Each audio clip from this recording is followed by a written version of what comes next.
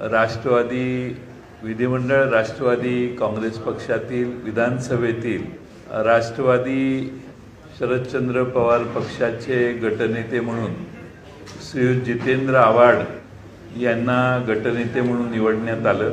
त्याचबरोबर राष्ट्रवादी विधानसभेतील राष्ट्रवादी शरदचंद्र पवार पक्षाचे मुख्य प्रतोद म्हणून रोहित आर पाटील यांची निवड करण्यात आली आणि त्यांना जोडून प्रतोद म्हणून माननीय उत्तम जानकर साहेब यांची निवड करण्यात आली।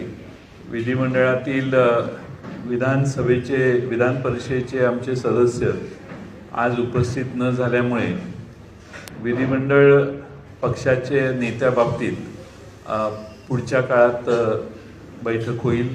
पुढे अधिवेशन चालू असताना त्यावेळी त्याचा निर्णय होईल।